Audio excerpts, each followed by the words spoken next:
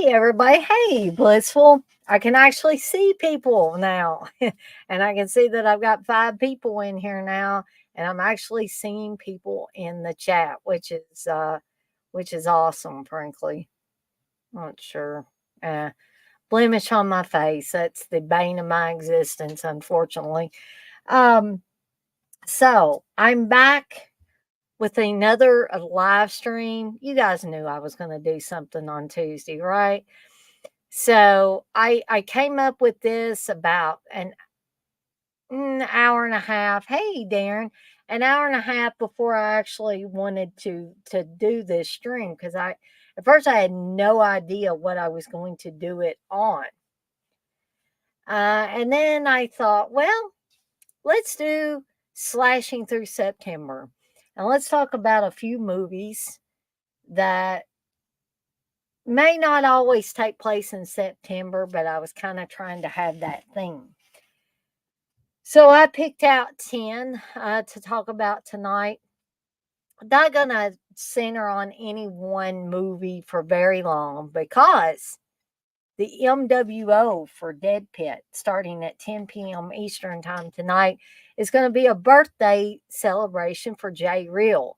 So I'm sure a lot of you, if not all of you, will want to hop on over there and see what's going on over on the Dead Pit channel for Jay Real's birthday. And it's a very special birthday for Jay. So um, I want everybody to go over there and just say, Happy birthday, Jay. It's not like you got to stay on over there for an hour or something, but make Jay feel special and wish him a happy birthday because he's a great guy. So I'm going to kick off the Daily Grindhouse here in just one sec and play the intro. And then once I show a couple of things or 3 things rather on there, I will get started with these 10 movies. Okay, so here we go.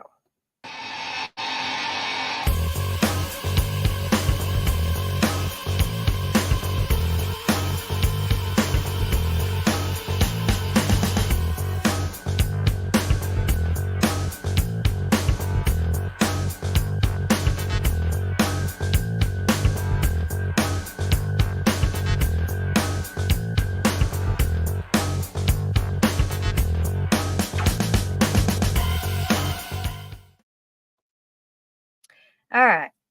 Hey, Russell. So what do I want to show? Well, first off, I want to show, and keep in mind, this is just a prototype. This is not going to be what these are exactly going to look like. Remember when I was talking about making my own chopping mall logo styrofoam cups, right? I'm not going to make the styrofoam cups, but I was thinking of ways that I could get that logo on there, just like Casey, the homicidal homemaker, had on her cups. Again, I don't know if she had hers custom made, that she just sent an image to somebody and said, hey, this is what I want on some styrofoam cups, or maybe just one or two, and they did that for her. However, uh, I decided against that because I thought for what I'm going to be doing, and it's going to be on a small scale, this isn't something that hundreds of people are going to be at my house and be, and not even 50 people, not even 25 people or 10. It's mainly going to be me and Steve here actually at the house. So why should I buy a minimum of 50 of these customized cups? Yeah, didn't really gel with me. So I, of course, got on YouTube and found this technique that this guy was actually sharing with everybody, wherein he took heat transfer vinyl, printed the logo out, attached it onto the cup, and then put an extra layer of vinyl to protect the logo as he used an iron on low heat. And he would rub the iron over the logo until he started to notice the texture of the cup coming through the logo. And it's just the most awesome thing. That's from It's Reek TV. This guy really knows his stuff, and he not only does the cups, but he does T-shirts and hats and all kinds of different things. So if you're interested in any of that, I say go over to It's Reek TV on YouTube. But this is a prototype, and I don't have it on a styrofoam cup yet. I just wanted to see what the logo and the blue stripes at the top and the bottom were actually going to kind of look like. So this is what I came up with. Um, of course, I figured out that when I actually put these blue stripes on the styrofoam cups, I'm going to put the top one up a little higher and the bottom one down a little lower. But this is basically what they're going to look like. Okay. And I also kind of switched up the colors. So I may make some that have the blue text with the red around them. So, um, and this is just the blue bar that I can print out like 8 on a page and be able to. It's going to actually take 2 of each bar to do the top and the bottom. So I could do a total of 2 of the cups with one print out of these blue bars.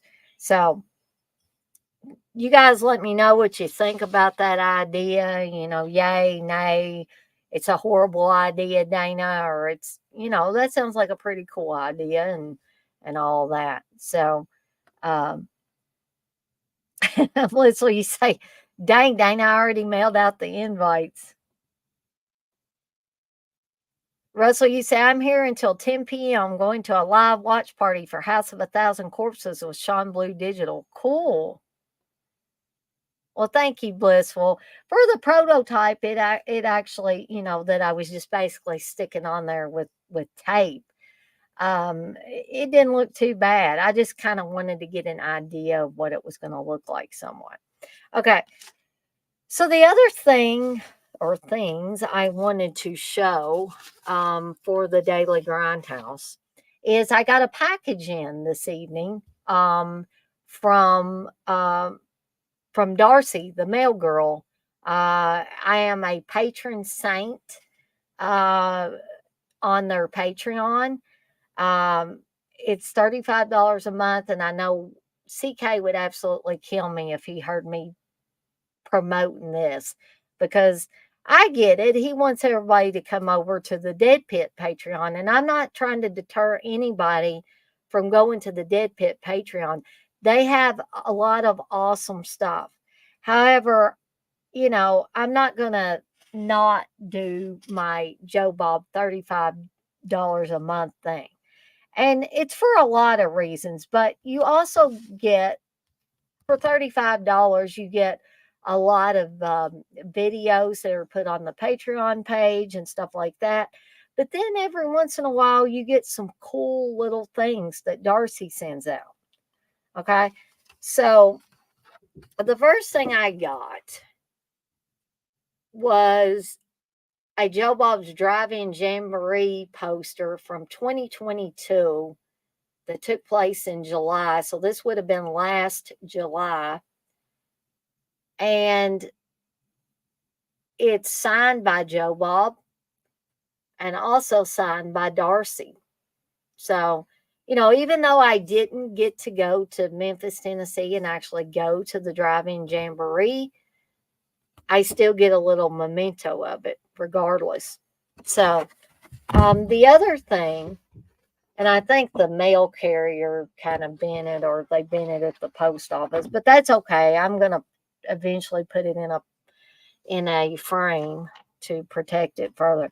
So the other thing I got was Darcy also periodically sends these out. I got a Blu-ray in. I believe this is my 4th, well, maybe part 5, because it says part 5 on there. This is the Lost Drive-In part 5. And this is the notorious Friday the 13th marathon that Joe Bob did back when he was still on TNT doing Monster Vision. So for any of you guys and gals that remember that, that was epic. I absolutely loved it. And you also, as a bonus, after the marathon, there are 4 classic drive-in theater episodes featuring the singular Roger Corman. So you get that as well. So I don't believe the movies are going to be on here. However, the wraparound stuff that Joe Bob did will be included on this. Okay, so I just wanted to make that plain. And I think Steve was afraid I wasn't going to get mine in because he said, I'm seeing people with pictures from stuff that I think they got from the Lost Drive-In. And I said, well, Darcy has said that she sends these things out in batches, because I'm sure she's got a lot of these to send out. So I said, I'm just going to wait my turn.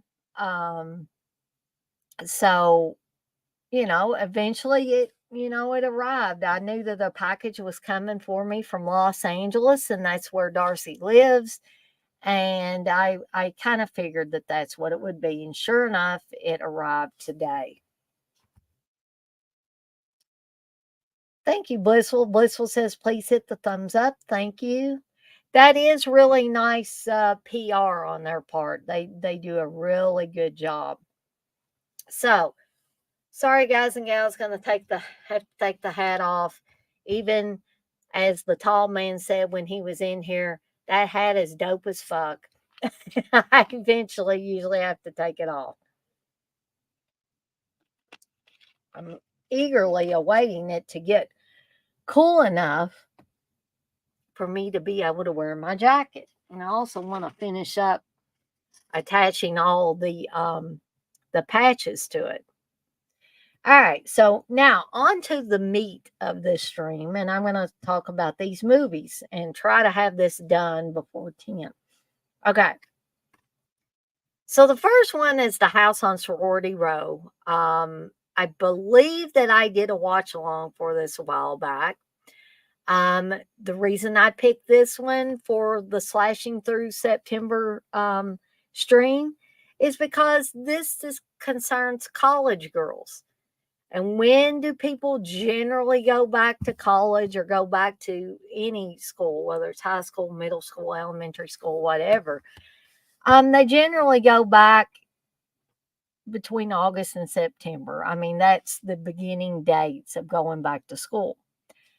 And usually about October, a lot of schools will have fall break.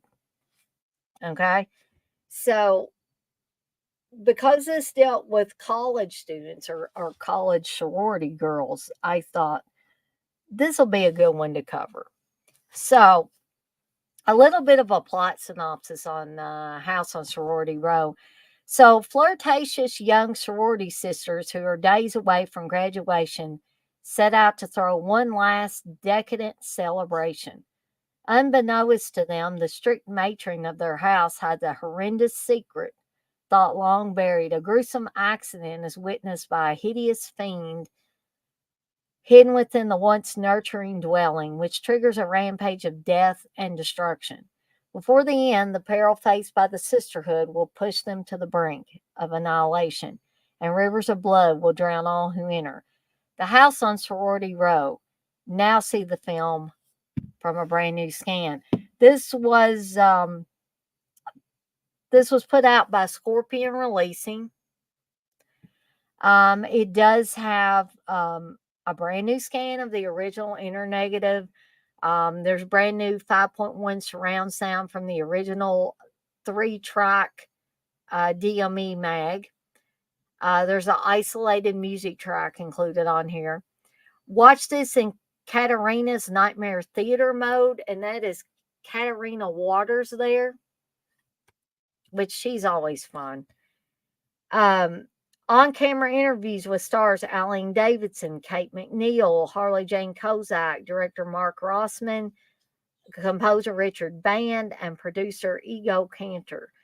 Audio commentary with stars Aline Davidson and Kate McNeil and director Mark Rossman. Audio commentary with director Mark Rossman, moderated by Katarina Waters. There's an alternate ending through storyboards only. Okay. And a still gallery and original trailer. So this one's pretty packed, including, 3 different commentaries. So you don't always get that. So there's plenty of slashing going on in this film, which is one of the big reasons why I included it in here. Okay. I highly recommend The House on Sorority Row. It has some very creepy elements. And also keep in mind, if you have an aversion to clowns, you might want to beware of this one because a clown does turn up. And not only this one, but another one that I'm about ready to talk about. Um, hey, John. You say, what's going on, Dana? Love The House on Sorority Row. Man, I do too, John. I do too. It gets probably one of my highest recommendations when I'm talking about slasher movies. And Steve and I think, together have at least 3 to 4 copies of this. Now, I think Steve has the one that probably, well, at one time it went for quite a bit of money. And he may have given it to me. And when I got the Blu-ray, I may have given it back to him. But you know how these things go when a new version comes out. The other version that was out of print sometimes goes down in price. But I highly recommend The House on Sorority Row. Please, please, please, of course, try to find a for free version if you can. But if you haven't seen this, I say give it a try, especially if you're one interested in slasher films and slasher films from the 80s as well. And also people that maybe are just getting into slashers. I know Blissful's kind of just getting more and more into the horror world or the horror genre. And so this might be one that she might want to add to her watch list here soon. So, House on Sorority Row. The next one, like I said, also has a clown on it. So, again, if you have an aversion to clowns, kind of be wary of this one. That is Blood Harvest. I have talked about this one before. This stars Tiny Tim in the role as the marvelous Mervo, the singing clown, I guess you would call him. Yeah, I couldn't imagine at this point in time anybody else other than Tiny Tim being in this role, because no matter what you might think of Tiny Tim, whether you think of him as a novelty item from our past, of course, sadly, Tiny Tim's no longer with us. Uh, whether you consider him a nutcase that would like play a banjo or something and sing in falsetto, you know, um, and would occasionally show up. I think this may have been the only horror film he was ever in, but it may be possible that he showed up in other films. Now, if you guys and gals know of any other horror films that Tiny Tim was in, please share, because this is really the only one that I can recall him being in.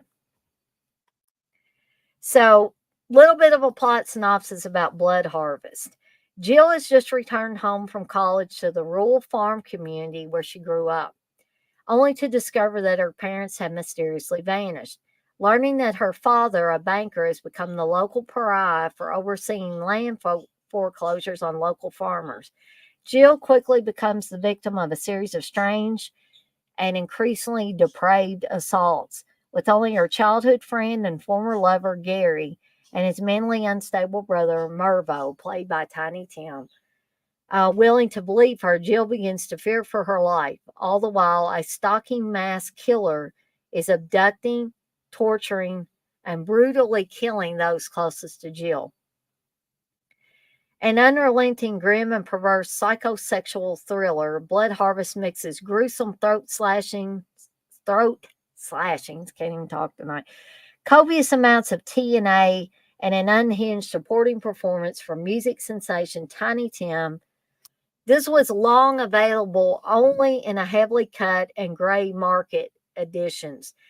Vinegar Syndrome, yes, Vinegar Syndrome did put this edition out, proudly presents Blood Harvest on Blu ray, fully uncut, uncensored, and newly restored in 4K from its recently discovered original camera negative. Now, Retro Media Entertainment, Fred Olin Ray's company, put out a version of Blood Harvest on DVD years and years and years ago. I bought it. It's almost as soon as it came out. And then all of a sudden it disappeared. So I don't really know the story of why that got yanked from the shelves, other than maybe there were copyright issues or something. Maybe Fred Olin Ray didn't go to the right the proper channels. I have no idea. Um, but I do know one thing. Although Blood Harvest is not well acted, there are many people that I'm sure were considered non actors.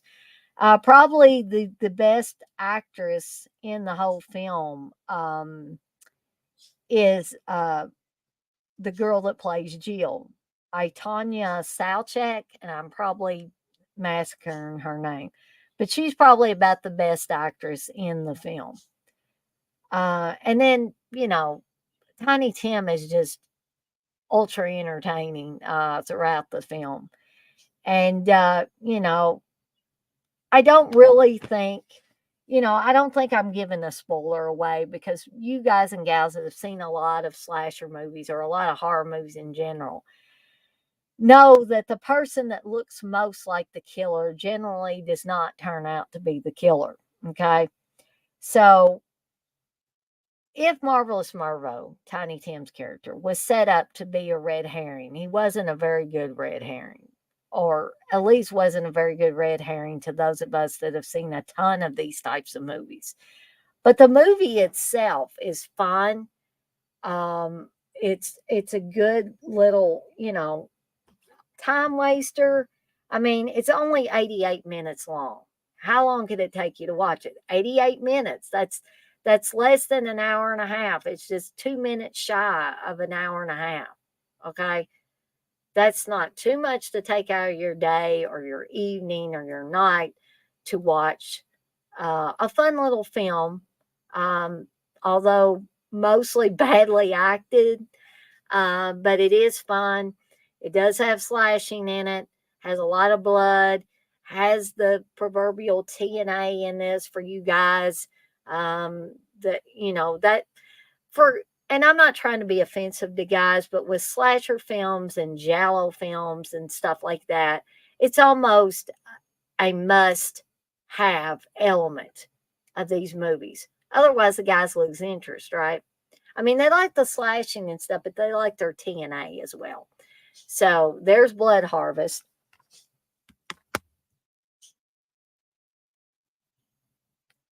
Uh,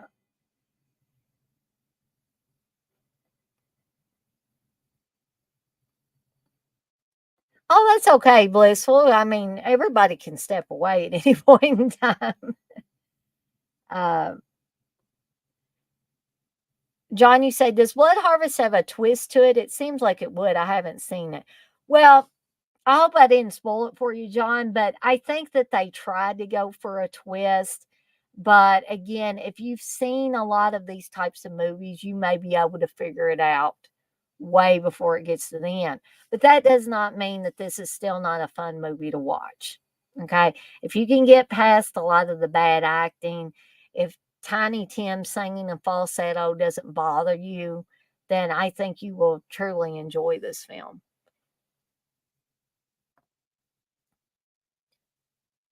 Russell, you say Blood Harvest. What year? This is from 1986, so mid 80s. Russell. Mary say Marvelous Mervo at your service. Marvelous Mervo. That's my name. Exactly. You will hear that in addition to Good Night, Ladies. Good Night, Ladies. So, yeah, I'm not going to sing the whole song, but you guys don't want to hear me sing. But John, you said, "What did you think of Men 2022?" Did you see that one yet? I Steve watched it and I saw part of it, John. I didn't care for it. In fact, I hated it. I hated what I saw of it and don't ever want to sit down and watch the whole thing. Yeah. That's only my opinion on it though.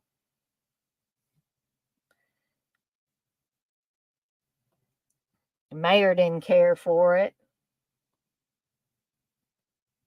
Yeah, yeah, I agree with you too, John. It was just so slow and kind of stupid. It put the mayor to sleep. I don't think Steve liked it very well either. Yes, Russell, that is Tiny Tim. It's definitely Tiny Tim. Um, you can see another picture. Well, I was trying to show it to you of Tiny Tim there in makeup on the back. Sorry, that's kind of blurry. Um, Blissful, you say, Mayor, I'm always looking for a cure for my insomnia. I'll give it a watch. Don't say we didn't warn you, Blissful.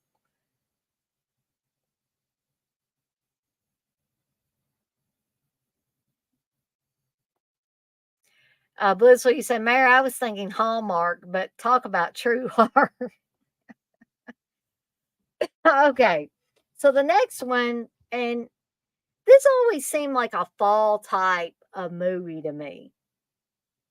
Just, I mean, the colors were muted. The some of the dress that the way people were dressed in this just seems like a cooler weather movie, a fall type of movie. And that's Wes Craven's Deadly Blessing. And yes, that is Michael Berryman on the front there, as well as Ernest Borgnine.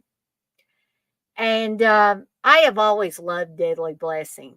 And you will see a lot of the tropes in this that would later find their way into films like films he did later, like A Nightmare on Elm Street.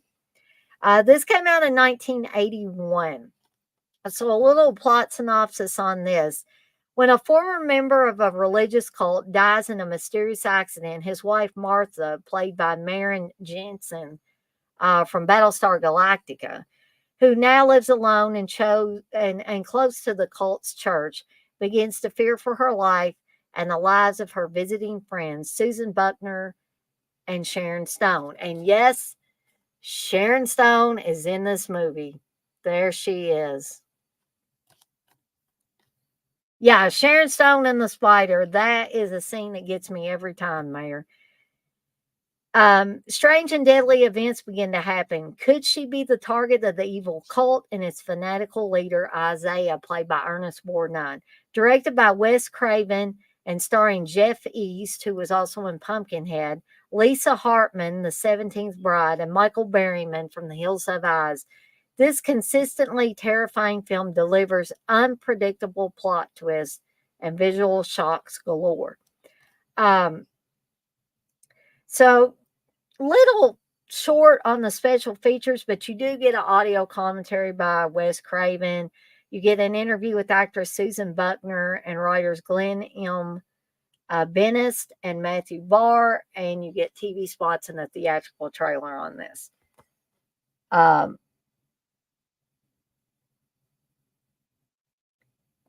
Russell, you say, Dana, I'll have to watch that.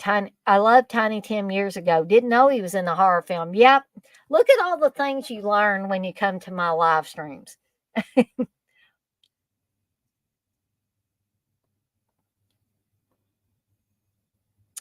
Yes, Dirk, that is correct. Sharon Stone's film debut. Darren, you haven't seen Deadly Blazer and Blood Harvest in years. Well, now would be the perfect time to pull those suckers back out, I think. You know, we're when the middle, right smack dab in the middle of September. And like I said, I feel like Deadly Blessing is a fall type of movie. Johnny says better than Deadly Friend. Well, actually, I like Deadly Friend too, which is actually another Wes Craven film. Russell says, John, Escape from New York.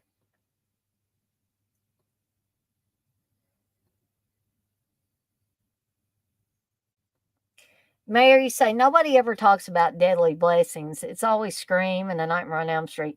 Yeah, this is. I almost think of Deadly Blessing as Wes Craven's forgotten film. I mean, I think Last House on the Left is talked about more than Deadly Blessing is. And Deadly Blessing was one that I watched in my back in my video rental store days.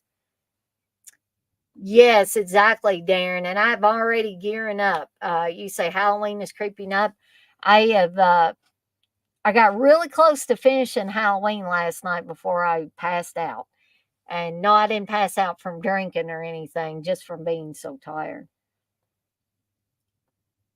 Blizzard, you say, Dirk, look at a recent picture of David Coverdale. Tell me he doesn't look like someone's great aunt.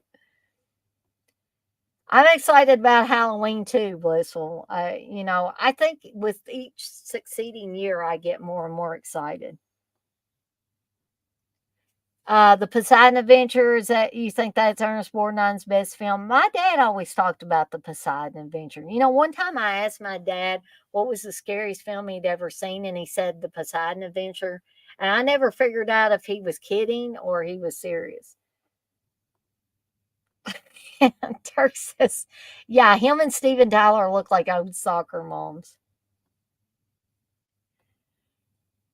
I don't think I did, John. You said, did you ever cover Chiller from 1985 on your TV horror stuff? It's a good Craven TV movie. Yeah, I don't believe I did. I would probably have to go back and watch that one again. Mayor, you say, I remember me and my sister went to see Deadly Blessing at the theater. She hated it, but I loved it. Oh, you lucky dog. You got to see it at the theater. All right. So moving on, this is another one that has to do with college students. And they don't look like college students. They look quite a bit older. Um, but they're home from college on a break and they're getting ready to go back to college. And one of the girls, I guess, has just graduated from high school and she's getting ready to attend her first year of college. And that is Death Screams or House of Death is another title for this one. Now I know some people don't like this movie, but I say, give it another chance. I think it grows on you a little bit.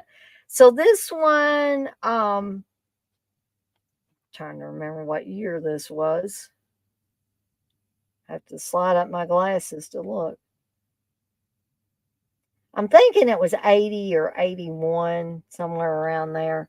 Feel free to correct me if I'm wrong on that. So, a little plot synopsis on Death Screams. And one of the most unlikely cinematic pairings of all time, David Nelson. David Nelson directed this, guys and gals, who rose to fame as a child star playing alongside his real life family in the wholesome TV show The Adventures of Ozzie and Harriet, directs Playboy playmate and adult star Susan Keeger in this body count heavy, long overlooked slice of Southern fried hack and slash. Okay, I was wrong. 1982. 1982's Death Screams. Late one night, a young couple are brutally murdered at a makeout spot by an unseen assailant, their bodies tossed into the nearby river. As the lifeless lovers drift slowly downstream, the residents of the town excitedly prepare themselves for their annual carnival, unaware that the machete-wielding maniac with a twisted grudge is lurking in their midst. When a group of teen revelers plan a late-night party down in the local cemetery, they unwittingly set the stage for bloodbath. Now, this is a correct plot synopsis for Death Screams. Now, for anybody that ever saw the old VHS of this under the title of House of Death, um, if you read the back of that, you would be totally confused because it absolutely has nothing to do with the movie. Okay? Trust me on this one. So I'm glad that they have corrected that for this release. So Death Screams, which was released on US VHS as House of Death and on UK DVD with the reels in the wrong order. So imagine the confusion from UK audiences when they tried to watch this thing. oozes early 80s regional slasher charm from its every pore, boasting in everything plus the kitchen sink final reel featuring slashed throats, bisected bodies, and exploding heads, at long last arriving on Blu ray and lovingly restored from the only known existing 35 millimeter print. This little scene slasher classic is ready to carve its way into the bleeding hearts of horror fans everywhere. This is a limited edition um, version of this. It is not rated. Again, it's only 89 minutes. How much, other than 89 minutes, because it of your time could it possibly take up? Okay.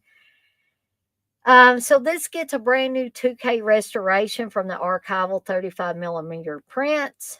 Um, Brand new audio commentary with producer Charles Eisen and special effects artist Worth Keeter, moderated by filmmaker Phil Smoot.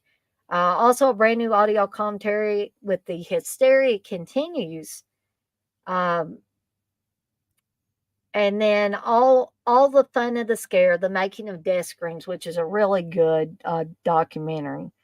Newly produced making of documentary featuring interviews with producer Charles Eisen, special effects artist Worth Keeter, writer Paul Elliott, actors Hans Manship and Kurt Rector, actor and producer's assistant supervising editor Sharon Alley, and an actor and talent wrangler Robert Billy Bob Melton. There are TV and radio spots, image galleries, House of Death, alternate VHS opening titles, two versions of the screenplay under the original title of Night Screams. That is BD-ROM content. You don't normally see that much anymore, but it does show up from time to time. And there's also a reversible sleeve featuring original artwork and a newly commissioned reimagining of the original VHS artwork by Sadist Art Designs, limited edition O card featuring the classic original theatrical poster artwork, a fully illustrated collector's booklet featuring new writing by Brian Albright.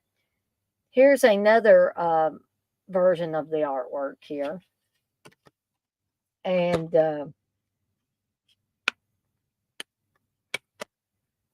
there's the artwork that is on the slipcover. Now, this is the artwork here that I actually remember being on the VHS.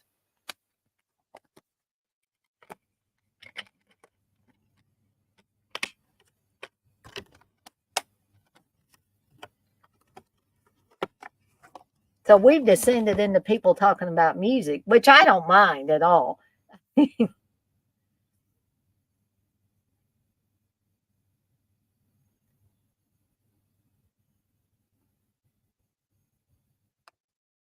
Dirk, you are right. Borgnine hated doing the satanic films, but guess he loved that money more. Russell says Smoke on the Water and Hush are two of our faves.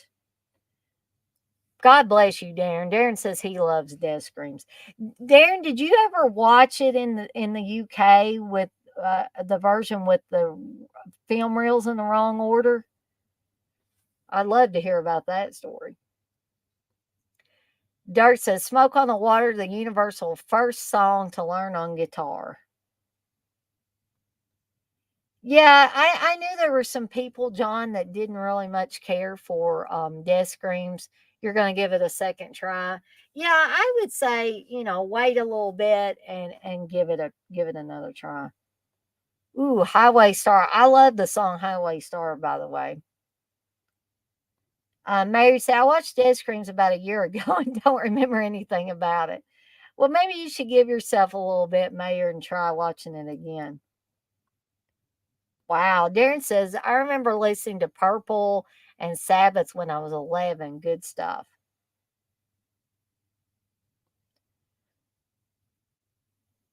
Mayor says, John, I tried to give it a second chance, still didn't like it. Oh, wow.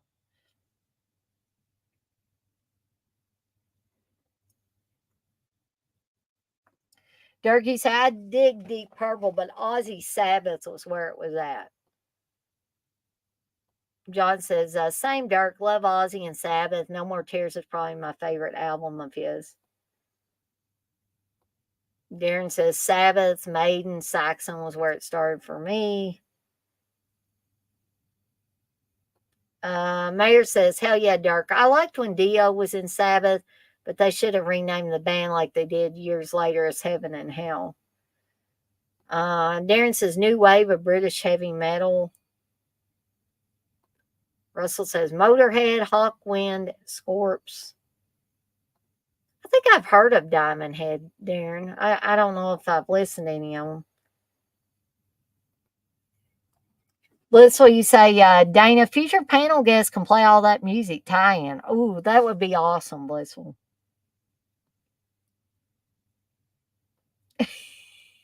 Darren, you got that version on DVD. It's confusing. I bet.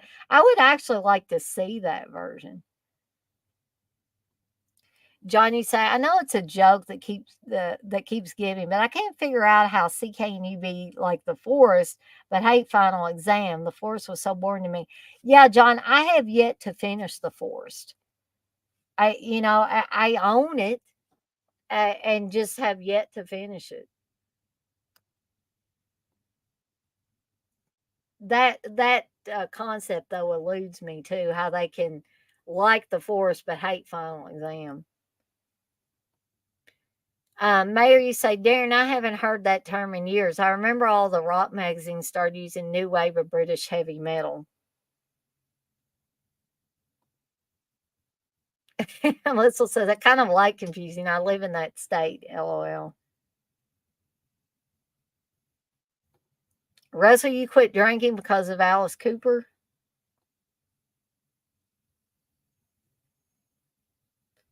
Dark loves The Forest. There's another fan of The Forest there. All right, so moving on, and I know that I've talked about this recently and in the last few months, had a watch along for it, but Just Before Dawn seems like a very fall like movie. There's even some deer hunting going on at the beginning of this film. So, little plot synopsis for Just Before Dawn. Oh, and by the way, this has one of the greatest, creepiest scenes, in my opinion, concerning the killer and a bridge. Okay, that's all I'm going to say. And George Kennedy's on this one too for a little bit. So, five friends set out for a weekend camping excursion to drink, frolic, and skinny dip on an isolated piece of land one of them has inherited. Despite ominous warnings from locals, including forest ranger Roy McLean, played by George Kennedy, from Airport and Death Ship, and Ty, Mike Kellen from Sleepaway Camp, a hollering drunken hunter claiming to have witnessed his friend's evisceration by the hands of demons. The friends trek further into the foliage, as they always do. They never listen, do they? Co-starring Greg Henry, Mean Dog Blues, Rich Man, Poor Man, Deborah Benson, September 30th, 1955, Jamie Rose, TV's Lady Blue, Chris Lemmon, TV's Thunder in Paradise, and Ralph Seymour, Underground Aces. And what else was Ralph Seymour in? Killer Party as well. Extremely eerie and beautifully shot with a horrifying twist that will make you wonder if any of the friends will survive those dark hours just before dawn. Code Red proudly presents Just Before Dawn, painstakingly restored from the original 35 millimeter inner negative. So this is the original uncut version from the original inner negative, extended international cut, 2019 on-camera interviews with stars Greg Henry, Chris Lemmon, and Jamie Rose, and producer David Sheldon. Includes vintage featurette with interviews with Chris Lemmon, David Sheldon, Jamie Rose, John Hunsaker, who did play the killer in this, and writer Mark Arowitz, and the original theatrical trailer.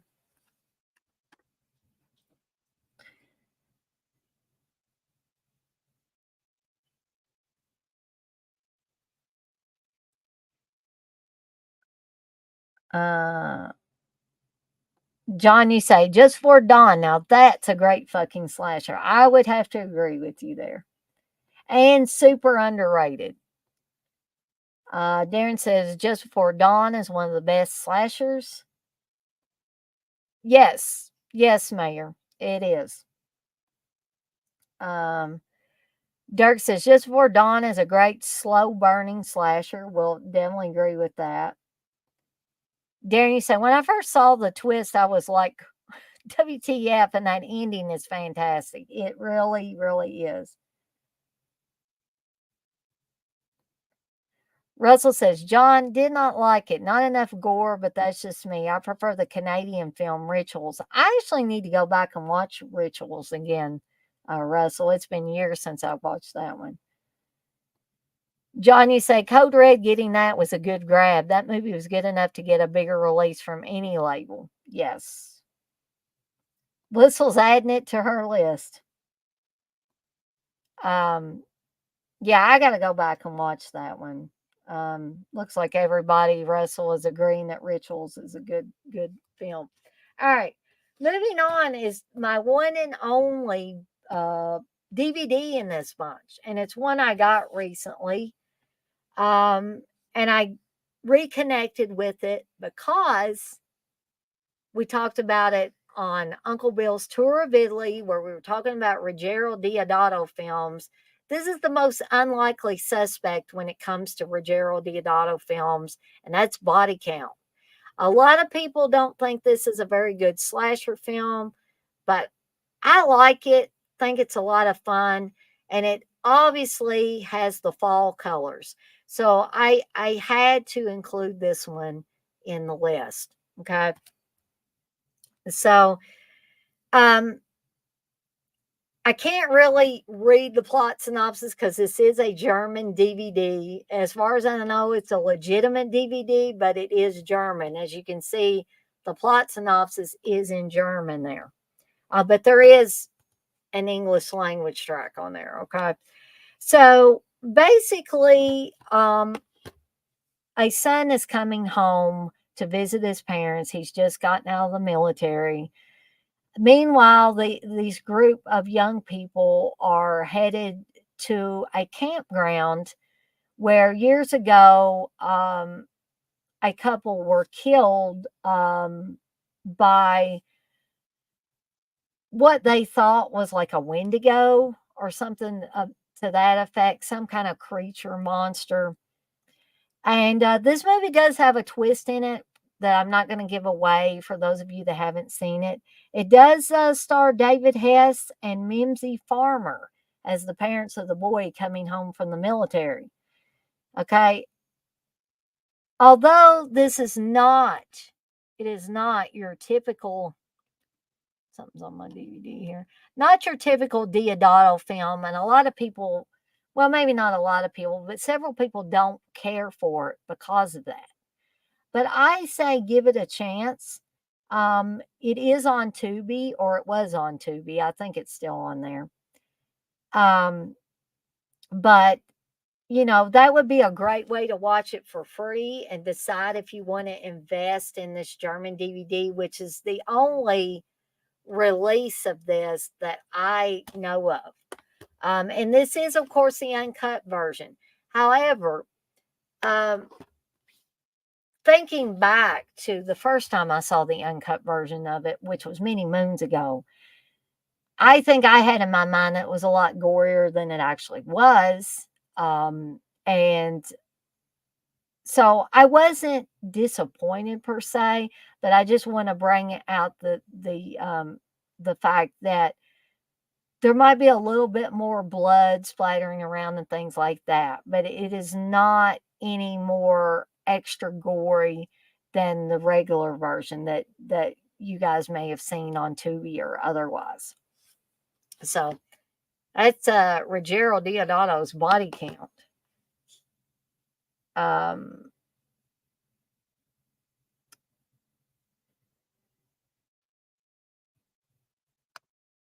that's a good question, Mayor. You say, I wonder if anyone else will release it since Code Red is now defunct. Maybe Scorpion will, because that's run by Bill Olsen's brother.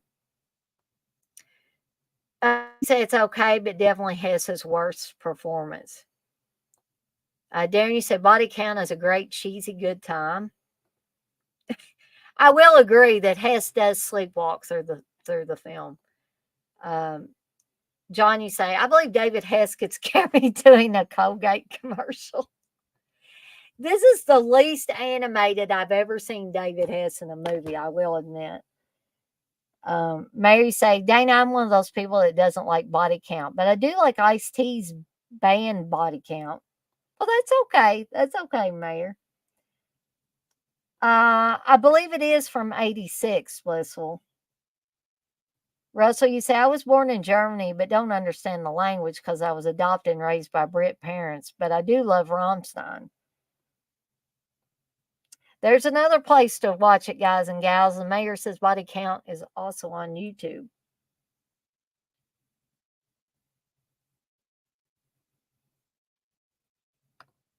Darren, you say, can't believe Diodato directed it. Yeah, a lot of people can't believe that's a Diodato movie. Blissful just found it. Russell checked and found it. Oh, wow. Darren, I guess I'm out of the loop. I didn't know that Walter Olson died too. So they're both dead?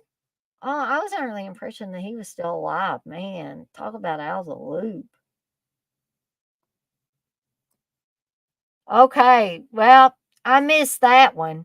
I knew that Bill Olsen had died, but somehow I missed the fact that his brother passed away as well. Well, that would explain nothing new coming out from Scorpion. Russell, you say, House at the Edge of the Park is dog bollocks. Great. David Hess. Okay, so we're down to the last four. Hey, old Curly Jaws, he says //. Um, I'm going to try to get through these in the last 5 minutes because I know you guys. Who's old Curly Jaws? Russell. He's a good friend of of me and the Dead Pit Boys and a lot of different people. The dogs are doing good, old Curly Jaws. Did you know that we adopted another basset hound, Zoe? So anyway, moving on is another college slasher film, and I don't believe John likes this one either. And that is Girls' Night Out. And a lot of other people don't like it. And why? One of the big things they don't like is this guy right here. That is the basketball team's mascot. And the killer ends up dressing. They kill the person playing the mascot. Spoiler alert. And then take the costume, add some steak knives to the costume, and go out slashing during a scavenger hunt that the sorority is having. So, it also stars Laura Marie Taylor, who the Dead Pit Boys recently had an interview with. And I met Laura Marie Taylor too. She is such a sweetheart. So a scavenger hunt game is planned one night for the DeWitt University sorority. The game takes the girls from graveyards to belfries and from beds to bathtubs. The terror begins as one by one each girl is mysteriously murdered by a sadistic maniac. After each killing, the murderer telephones the local radio station and recites a clue to the disc jockey about the evil things he is doing to each girl. The suspense and tension mounts as the sinister clues are deftly pieced together by ex-cop Mike McVeigh, played by Hal Holbrook. And Hal Holbrook's son is also in this movie as well. And that is David Holbrook, of course. In our truly original surprise ending, the sadistic killer is cleverly trapped in his own game. And this is one twist I didn't see coming the first time I watched it. Okay. So I'm probably not going to make it by 10, but I'm going to try to go through these last three as quickly as I possibly can.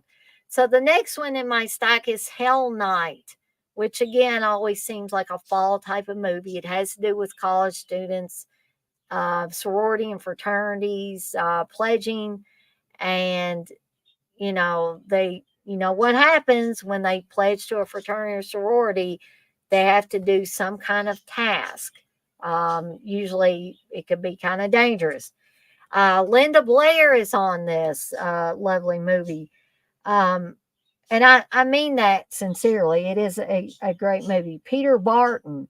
This is produced by Irwin Yablans and Bruce Con Curtis and directed by Tom D. Simone or Simone. I can't remember how it's pronounced. Uh, Joseph Wolf is also, along with Chuck Russell, they are executive producers. Vincent Van Patten is also in this movie as well. So, what's this movie about? An initiation rite into Alpha Sigma Rho fraternity. 4 pledges must spend the night in Garth Manor. 12 years to the day after the previous resident murdered his entire family. 2 of the pledges, Marty and Jeff, ignore the rumors that the now deserted mansion is haunted by a crazed killer until, one by one, members of their group mysteriously disappear. Could this be part of a fraternity prank, or is it a demented former tenant seeking revenge? When this seemingly innocent night turns deadly, these college students will do anything to survive Hell Night. Directed by genre filmmaker Tom D. Simone, who did Reform School Girls, Angel 3, The Final Chapter. This horror classic has a talented young cast, including Linda Blair, of course, from The Exorcist, Vincent Van Patten from Rock and Roll High School, Peter Barton from Friday the 13th, The Final Chapter, and Kevin Brophy from The Seduction. So definitely another one to add to your September slasher watch list. Okay, down to the final 2, everybody. Hide and Go Shriek. This is another one that seems to give off a fall vibe to me. I'm not sure why, but it does. Is it a good film? No, I ain't going to lie. But again, as I always say, is it a fun film? Yes, it is. In my opinion, it is. Again, it has to do with these young people who are getting ready to start their first year of college, and things go awry, as you can see from the picture on here. Okay. What is the plot of this lovely movie? So, a group of teens decides to spend a night at a furniture store owned by the father of one of their members. Joining them for the ill fated overnight adventure is a homeless ex con security guard, isolated and trapped. They're all soon stalked by someone with a taste for cross dressing, who breaks in and begins to pick them off during a game of hide and seek. It's the ultimate game of death. Hide and Go Shriek. Now watch this slasher classic from a brand new HD master. This was also put out by Code Red. This has got a brand new 2K scan of the original inner negative, on-camera interviews with director Skip Shulnick, actor Jeff Levine, and producer Dimitri Villard. Bonus unrated scene cut from the R-rated print. Have a good night, Russell, and enjoy that live watch party.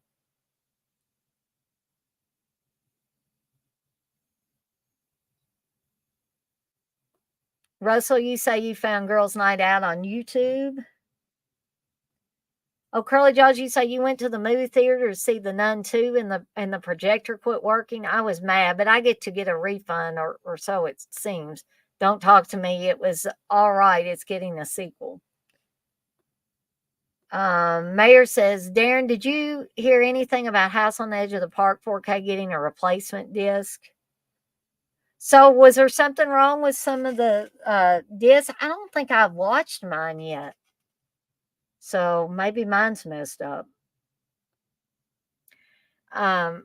Russell says Hal is also in Rituals. Yes, he is. Man, you lucky dog, Mayor. You say I also saw Hell Night at the theater. And Russell said he saw Hell Night a couple of days ago on a live watch party and loved it.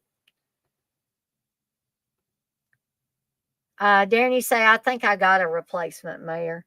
So what's the deal with House on the Edge of the Park? What's the deal with the disc? Mary said, Darren, Orbit DVD has a 4K on sale, but I'm not going to be able to get it now. I've got 2 concerts coming up. Hopefully, it's still available next month after the concerts. All right, so the last film I want to cover has the alternate title of Fall Break, and that is The Mutilator. So this one definitely takes place in the fall, and I love this tagline: by sword, by pick, by axe, bye bye. Okay, this was directed by Buddy Cooper, who had a bunch of posters in his garage at one time, some with the Mutilator title, some with the Fall Break title. Steve was able to get me a Fall Break one, which I love and treasure, and got it signed by Buddy Cooper for very little money. So I now have my own piece of Buddy Cooper history with a Fall Break poster signed by him. So, plot synopsis for The Mutilator. Although the slasher film was in decline by the mid 1980s, there were still some grisly delights to be had, and this one certainly fits the bill. Um, and they don't come much grislier than writer-director Buddy Cooper's sickening stalk and slash classic, The Mutilator. When Ed receives a message from his father asking him to go and lock up the family's beach condo for the winter, it seems like the perfect excuse for an alcohol-fueled few days away with his friends. But no sooner are the teens on the island than they find themselves stalked by a figure with an axe and a hook and an outboard motor. Yes, you heard me correctly, an outboard motor to grind. Originally released under the title Fall Break, and it has the genius song Fall Break, which I'm not going to sing for you guys because that would kill your souls. The Mutilator has earned a reputation amongst horror fans as one of the holy grails of 80s splatter mayhem due to its decidedly gruesome kill sequences, courtesy of FX wizard Mark Shostrom, Videodrome, and Evil Dead 2. Finally making its long-awaited bow in high definition, The Mutilator has returned to terrorize a whole new generation of horror fans. I highly, highly, highly, highly recommend this one. I recommend you seek it out, albeit in a for free version. And I would love, love, love to hear all of your thoughts on this, especially if this is going to be a first time watch for you. And Blissful, I'm talking to you now because I figure you probably haven't seen this one yet. Okay. Mary say, I don't know what's the problem with the disc. I just heard about the replacement program. I got you. Darren, you say you want that poster. Okay. So 7 minutes past 10 o'clock, but thank you. Thank you, thank you, thank you, you last 13 people that stuck with me to the end. Leslie, you say you'll have to watch it tonight. But I want to thank everybody for showing up for this and supporting me in my many, many, many endeavors. And so everybody can hop on over to the J Real birthday bash, which I'm planning on checking that out as soon as I get off of here. You say, John, you say every slasher needs a blooper reel at the end. Yes, and this one does include that. It does include that. Thank you for the reminder on that. So, as I always say, I'm going to skedaddle on out of here for the night, and I will see everyone on the flip side.